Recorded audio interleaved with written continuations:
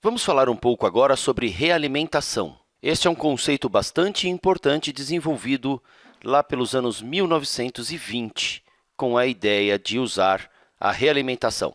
E foi desenvolvido pelo Bell Telephone Laboratories. Lembre-se de que já tratamos aqui do amplificador, em que aqui temos a entrada não inversora.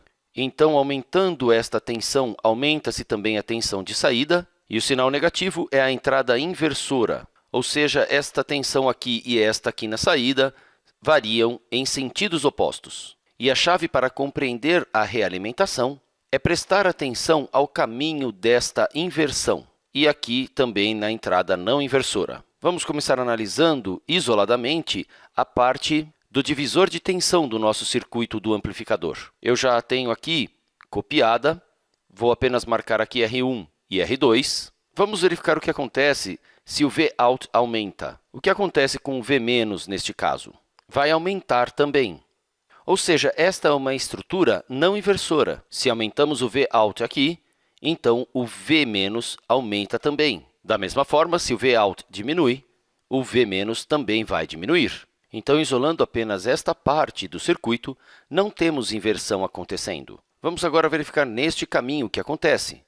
Se o V+ aumenta, sabemos que o Vout também aumenta. Agora, também, se o V- aumenta, o Vout diminui. Este é o caminho inversor. Então, há uma inversão nesse circuito e acontece bem aqui, onde, quando o V- aumenta, o Vout diminui. Vamos a um exemplo aqui.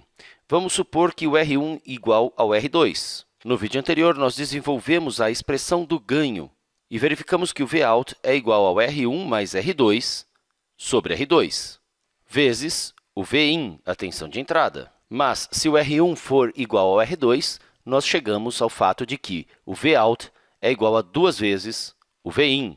Então, aqui, isto é igual a 2 vezes o Vin. Neste ponto, aqui temos a tensão V-, e nós sabemos, pela expressão do divisor de tensão, que V- é igual ao Vout vezes R2, que é simplesmente R, sobre R1 mais R2, que vai ser R mais R. Ou seja, o V- é igual a meio vezes o Vout. Vamos colocar algum valor real aqui. Digamos que temos 1 volt aqui na entrada. Então, olhando para o nosso amplificador, aqui na saída, o Vout vai ser de 2 volts e o V- vai ser metade do Vout, portanto, 1 volt. Então, temos 1 volt aqui. Vamos agora supor que o ganho aqui deste amplificador operacional suba um pouquinho. Estamos dizendo que o ganho, ou seja, o valor que faz com que esta tensão aqui entre esses dois pontos aumente, seja mais aumentada ainda um pouquinho.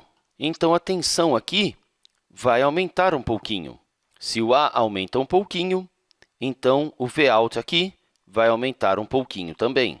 Pelo divisor de tensão, também sabemos que, se ali nós temos um aumento de tensão, aqui também teremos. E se aqui nós temos a tensão aumentando, isso significa que aqui temos também a tensão aumentando. E nós já sabemos que aqui é uma entrada inversora.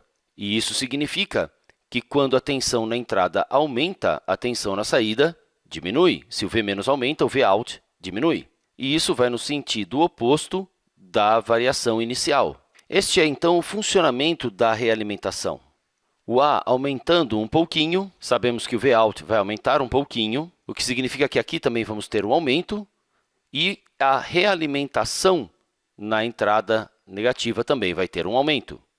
Veja que o Vout aumenta um pouquinho, quer dizer que aqui aumenta também, e isso realimenta o circuito na entrada do V-, e esta tensão aqui volta para menor. E este ato de balancear aqui é um mecanismo que é chamado de feedback ou realimentação. Nós obtemos este efeito de realimentação quando esta conexão é feita bem aqui, voltando para a entrada negativa do amplificador operacional. Em particular, por estarmos tratando desta entrada negativa, estamos falando de realimentação negativa, ou negative feedback. Esse é, então, o mecanismo da realimentação negativa.